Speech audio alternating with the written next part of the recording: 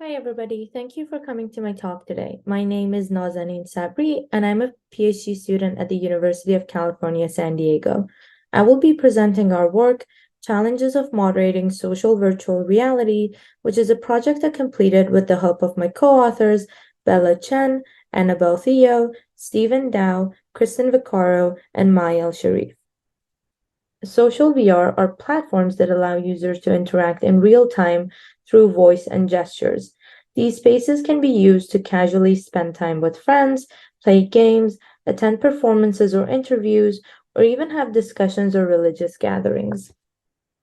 While these platforms can be similar to other social medias, they have fundamental differences that could affect user behavior, platform governance, and content moderation. For instance, users can now use voice and gestures to interact with one another, where previously they might have only been able to use text or images. Additionally, the spatial dimensions of VR make it such that you are only able to hear people who are close to you. And finally, the content is ephemeral as interactions are not being recorded.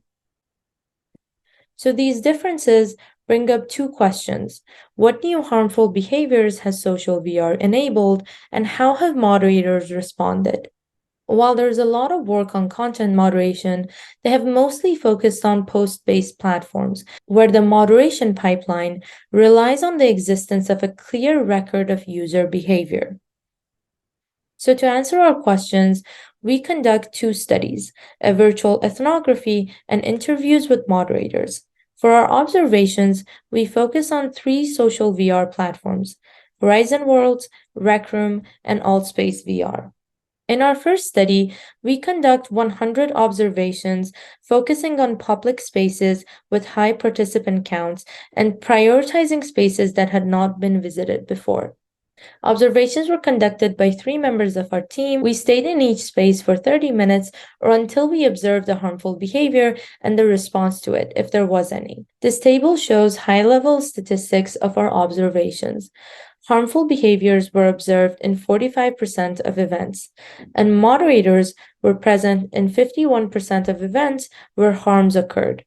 However, they did not always address the issue. This might have been because they did not see or hear what was happening due to the spatial constraint of social VR. In total, we were able to identify 13 types of harm enabled by voice, virtual embodiment, and platform affordances.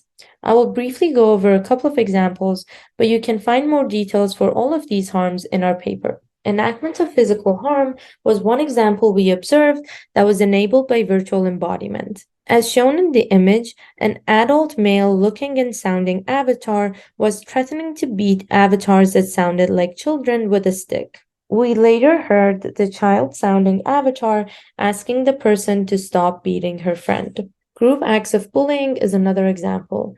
While group harassment or bullying is an issue that is observed in other social media as well, the immersive nature of VR and the feeling of being surrounded by people, such as the example shown in this image, could potentially exacerbate the effects of group bullying. Another example of harm we observed was the distribution of pornographic content. Again, this is an issue in other social media as well. However, here users are able to transform the pornographic content into an object such as a Polaroid image that they can later hide or destroy if a moderator walks in, or only show the item to specific people in the space that they want to share it with. During our observation, we also paid attention to how moderators respond to harms. Moderation practices fit into 3 groups which follow the grouping identified in prior work. These include preemptive responses, such as informing the users of the rules by writing them on objects in the space or as pop-ups when the user joins a world. Facilitatory responses included greeting people at the spawn point and explaining the goals of the event to them. Finally, moderators also use punitive responses, such as muting or removal, aiming to punish the user after a harm has occurred. To gain insights into how moderators work, we also conducted 11 interviews with AltspaceVR moderators. We'll briefly discuss some of our findings. You can refer to the paper for more details. Firstly, participants talked about how VR interactions can feel very real and affect users more than interactions in other social media platforms might.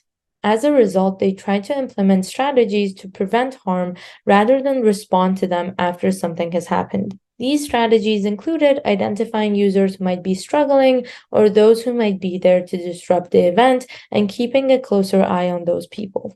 Participants also discussed how they tried to work with world designers to make sure harms would not go unnoticed in their spaces. One participant said, and I quote, "If you create a space where people can affect others without being watched, then you're part of the problem."